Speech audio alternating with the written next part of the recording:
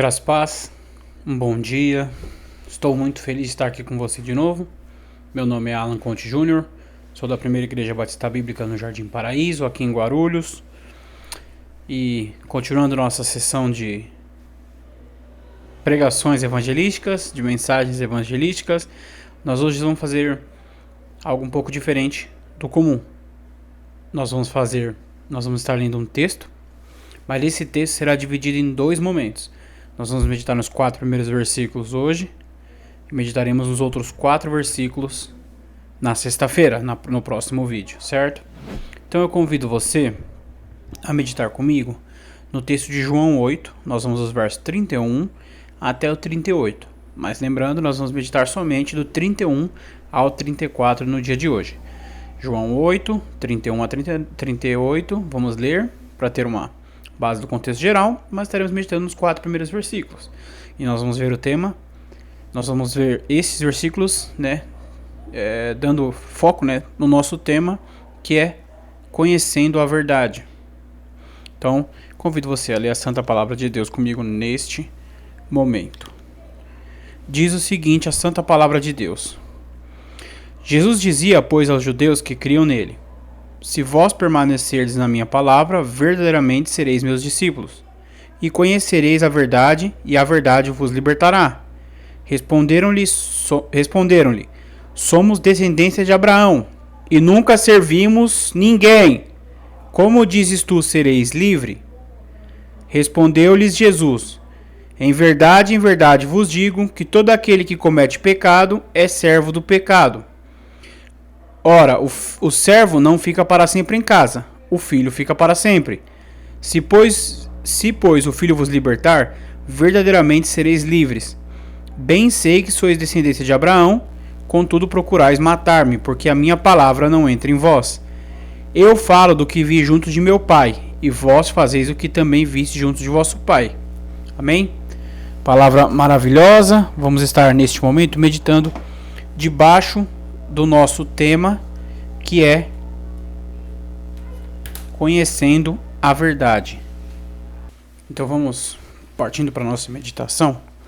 É interessante que nós podemos enxergar nesse texto algumas coisas pertinentes. Como eu já havia dito em outros textos, quando falamos de João, aqui nós vemos o Filho de Deus, Jesus, como o homem-deus na Epístola Universal. Nesse momento, Jesus estava ali num momento intermediário do seu ministério terreno. Já tinha algum tempo, mas não muito. O Evangelho de João não é muito grande, 21 capítulos. E o capítulo 8 ele não vai ficar exatamente no meio da história. Mas Jesus já havia passado um tempo com aqueles homens naquele momento, naqueles lugares. E Jesus estava ensinando. Jesus estava provavelmente sendo questionado por muitos fariseus, mas Jesus estava ali também ensinando coisas pertinentes ao reino de Deus. Então, quando nós enxergamos aqui, é interessante que Jesus faz muitas afirmações sobre si mesmo. E nesse texto ele vai fazer uma afirmação que é fundamental para a fé cristã. Por quê? Aí nós vamos, ao longo do texto, percebendo o porquê disso. Quando nós olhamos para o verso 31, nós vemos aqui uma situação muito interessante. Porque se nós pararmos para analisar, o Senhor Jesus, ele diz o seguinte: se vós permanecerdes na minha palavra, verdadeiramente sereis meus discípulos. Aqui, antes dessa afirmação de Jesus, ele dizia, pois, aos judeus que criam nele. Se você voltar um pouquinho para o verso 30, você vai ver que existe um outro criam, ou creram, ou acreditaram. Mas a raiz dos dois é igual, a raiz dos dois quer dizer crer. E existem 2 tipos de crer na Bíblia. Justamente isso que eu gostaria de chamar a sua atenção neste momento. O crer do verso que estamos, o crer que esses judeus tinham, ele era um crer sem se comprometer. Era um crer sem desejar o discipulado. Era um crer mais parecido com um ver e um pré-aceitar. O segundo crer, que está no verso anterior, aí é interessante que ele é um crer em tudo que Jesus é. Ali ele falava um crer no sentido de fé, de acreditar, de saber, de sentir, de entender que Jesus era Deus. Então esse primeiro crer, que é o que os judeus estavam, era um crer de ouvir. E o segundo crer, que era o do verso 30, era um crer de entender. Quando você ouve algo, aquilo pode entrar no seu coração ou não. Quando você simplesmente ouve aquela informação, aquela coisa, e neste caso, acerca de Jesus, você simplesmente vai ter aquilo como uma informação interessante, como algo relativamente que lhe interessou naquele momento, mas não é algo que você vai guardar, porque você simplesmente ouviu. Você não realmente entendeu aquilo, talvez você não buscou entender, talvez você não conseguiu compreender, como são alguns termos, algumas coisas que nós vemos pela vida. Mas neste caso, os judeus que estavam ali, eles não buscaram entender. Eles simplesmente ouviram, viram algumas coisas, mas o seu coração não compreendeu. Então, o crer que ele denota, que o Senhor Jesus denota aqui, neste segundo verso, nesse verso 31, é que se eles ouvirem e permanecerem no que ouviram, aí passando para a questão de compreenderem, que seria permanecer na palavra, então verdadeiramente eles seriam discípulos. E essa questão do crer é para gerar justamente isso, para gerar um discípulo, não para gerar um mero ouvinte, né? É o que nós temos que ser hoje com a palavra de Deus. Sejamos cristãos, porque nós cremos em Cristo, somos discípulos de Cristo. Então esse primeiro crer, esse crer que está aqui na nossa frente, ele significa o seguinte: quando você escuta, se você permanece na palavra, então verdadeiramente você vai entender. Agora, se você escuta e vai embora, se você escuta, mas não tenta, se você escuta e logo passa, todas essas formas, elas têm um fim igual, que é descrer, que é não acreditar e, por fim, se afastar do Cristo Jesus, se afastar da palavra de Deus. Quanto ao segundo crer, que é o que Jesus buscava, que eles passassem desse primeiro ouvir para um compreender. E é isso que nós vemos nesse verso aqui. Quando nós entramos no verso 32, o verbo aqui, conhecer, aqui ele diz: e conhecereis a verdade. Quem era a verdade? Jesus, a palavra de Deus era a verdade, Jesus era a verdade. Jesus era o Logos de Deus, a palavra de Deus, o verbo que veio à terra. Então conhecereis a verdade, conheceis Jesus, e a verdade vos libertará. Jesus vos libertará. Então assim, só que o conhecer aqui, que é explícito nesse texto, ele não somente é a forma de conhecer que nós entendemos comumente no português falado, mais informal, onde nós logo atribuímos o fator ou o valor desse conhecer a ver. Mas o que Jesus quis dizer com conhecer é justamente uma continuidade do que ele disse no verso passado, quando ele diz o seguinte: quando vocês crerem em mim e permanecerem na minha palavra, verdadeiramente se tornareis meus discípulos. Então vocês, neste momento em que vocês entendem o que eu sou, entendem quem eu sou e entendem minha missão, vocês estão conhecendo a verdade. E logo nessa sequência, a verdade vos libertará. Porque a partir do momento que você deixa de ser um mero ouvinte e você passa a ser um discípulo, então você passa a aprender coisas concernentes àquela escola. É a mesma coisa quando nós vamos à faculdade. Nós vamos estudar, por exemplo, história. E lá nós conhecemos tudo que é concernente à disciplina ou à faculdade, a faculdade de história. Então é interessante que Jesus aqui quis dizer exatamente isso. Quando vocês se tornarem meus discípulos, vocês conhecerão a verdade. Então a verdade libertará vocês. Logo, vocês vão passar a não só me ouvir de longe, não só estar próximos a mim fisicamente, mas vocês estarão intimamente ligados à minha pessoa. Vocês terão um desejo ardente de aprender a verdade e viver essa verdade diariamente. Você vai deixar de ser aquele homem, aquela mulher que simplesmente conhece Jesus de ouvir falar.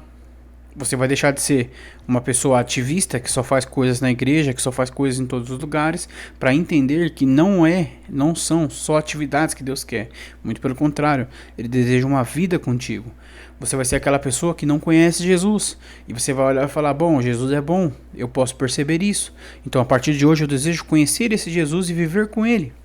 Porque não existe nada que o mundo possa te oferecer que valha o discipulado de Jesus Cristo. Eu lhe garanto isso. Então é interessante quando nós vemos isso, que ele fala que a partir do momento que eles crerem, permanecem na palavra, eles se tornam discípulos. E quando eles se tornam discípulos, eles conhecem a verdade. E a verdade liberta eles. A verdade, ela quebra as correntes, quebra os grilhões, quebra as cadeias, destrói completamente o estilo de vida anterior e coloca um estilo de vida novo, melhor, no lugar. Então essa verdade liberta nós das garras deste mundo, desse presente século, tira o nosso coração das coisas deste momento, deste mundo, que são finitas, que acabam, que são destruídas, que são roubadas. Ele pega tudo isso e joga para bem longe de nós. E aí nós temos um desejo constante de buscar as coisas eternas, porque são elas que realmente importam. E é interessante que esses homens, eles não compreenderam isso. Mesmo na discussão, numa conversa com Jesus, esses homens não entenderam isso. E eles respondem o seguinte para Jesus: somos descendentes de Abraão e nunca servimos a ninguém. Como dizes tu, sereis livres? A nação de Israel, somente no livro dos Juízes, foi serva de 7 nações. Após isso, eles foram os reinos do norte, os 10 reinos do norte, dominados pela Síria, depois os 2 reinos do sul pela Babilônia. Após isso, os medo-persas dominaram do mesmo jeito, depois os gregos, sem contar que naquela mesma época, Israel, Jerusalém, toda a nação israelita, estava sob o jugo de Roma. Então assim, fora o Egito, fora outras coisas que aconteceram. Então, é interessante nós entendermos o seguinte: por que ele afirma, esse judeu, né, que falava com Jesus, que ele não havia sido servo, não havia sido escravo, não havia sido nada de ninguém destes, sendo que nós vimos aqui agora que são pelo menos 10 ou 11 nações que se tornaram senhorias de Israel, quando Israel foi para longe de Deus. Porque na verdade os judeus, ele tinham uma visão de que a questão do senhorio, ela não partia de uma questão político-econômica, mas sim de uma questão espiritual. É interessante que eles se contradizem tanto nesse ponto, porque quando Jesus ele vem à Terra, as pessoas acham que o Messias também, que ele vai restaurar e entregar um reino milenar a Israel. E realmente nós, né, que temos uma crença sensacionalista, acreditamos nisso, mas a questão toda é o seguinte: ora eles acreditam na espiritualidade, ora no reino material. É uma coisa interessante de você parar para analisar, porque é o seguinte: Jesus, né, e se você ler os profetas que falaram de Jesus, eles nunca disseram que o primeiro reino, a primeira vinda do Messias seria uma vinda para inaugurar um reino terreno político, mas sim para libertar as pessoas dos pecados, trazer salvação ao mundo. Mas os judeus não entendiam isso. E ainda que eles não fossem espiritualmente servos de nenhuma dessas nações, eles ainda eram servos de uma coisa.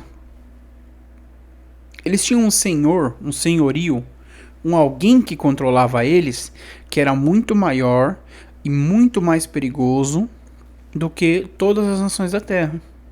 É a única coisa que pode nos levar para longe de Deus.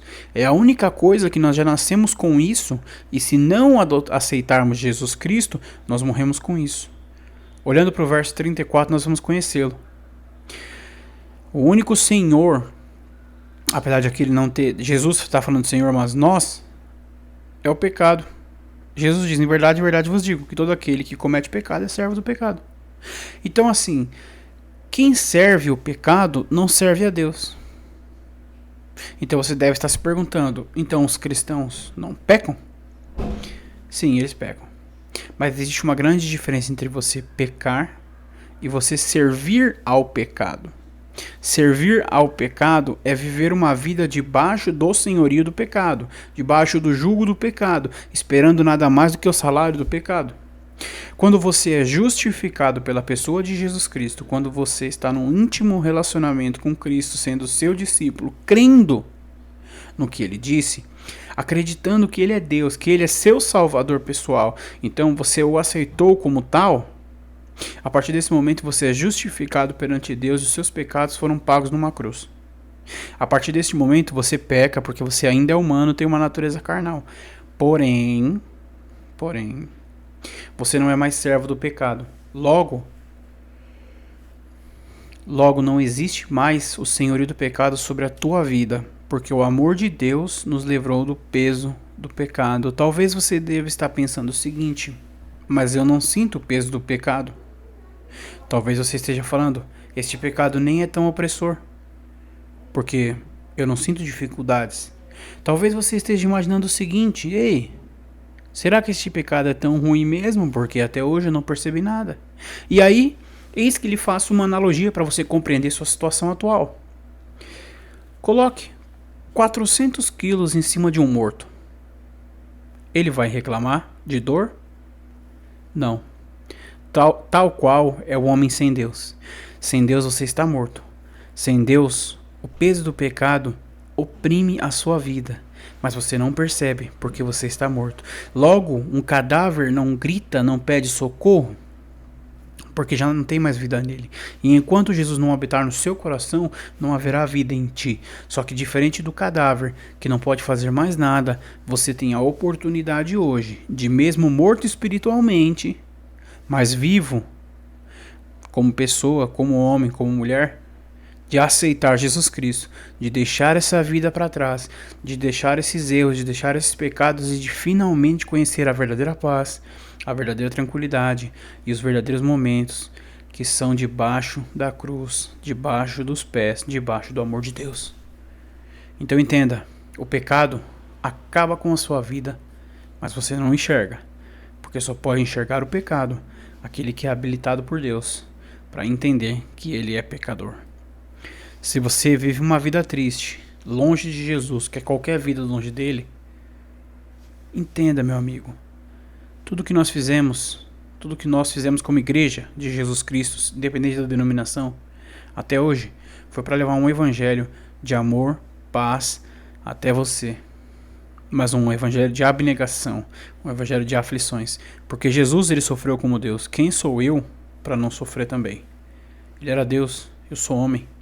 Ele era perfeito, eu sou o pecador. E ainda assim eu entendi que ele sofreu uma vez por mim, para que eu não precisasse sofrer essa dor do pecado, mas sofresse pelo evangelho dele, levando a você, levando a qualquer outro que deseja aceitá-lo, porque não existe tesouro mais precioso do que a pessoa de Jesus Cristo. Nada é melhor do que a pessoa de Jesus. Tudo vai embora, tudo te abandona, tudo te larga, tudo põe sua vida em risco. Só que aquele que perde a sua vida por Jesus, na verdade, achá-la-á. Logo, quem morre por Cristo, na verdade, está vivo. Então eu te convido, se você não conhece Jesus, se você não tem Jesus, se Jesus ainda não é dono do teu coração, entregue-se a Ele. Porque Ele é um Senhor bom, que vai colocar na tua vida tudo o que você precisa. Porque Ele é bom. Então vamos neste momento estar orando. Nesse momento vamos colocar diante de Deus nossas petições e agradecendo Ele por tudo que Ele tem feito. Oremos. Santo Deus, Pai eterno, Deus de misericórdia, poder e graça, agradeço ao Senhor por tudo que o Senhor tem feito, por ser bom, maravilhoso, muito mais do que eu posso pedir, ó Deus. Peço, Pai querido, que tudo que for feito, ó Deus, em nossas vidas, durante a nossa semana, seja abençoado pelas Tuas mãos. Claro, que tudo que seja de acordo com a Tua vontade. O que for errado, o que for do homem, o que não prover de Ti, que possamos nos arrepender e parar de fazer, possamos entender, que o Senhor afaste de nós, ó Deus. Peço, Pai querido, que o Senhor leve este vídeo até um coração que necessita ouvir, Pai querido. Seja feita a Tua vontade, porque só Tu és Deus. Que a Tua palavra, ó Deus, e não as minhas. Que o Teu evangelho, ó Deus, não o meu. Que nada que eu faça e fale possa ofuscar a tua palavra, mas que a tua palavra brilhe, ó Deus, como no dia em que ela foi dita por estes homens, ó Deus querido. Peço, Pai amado, que o Senhor vá na frente, fazendo a tua vontade, Pai querido.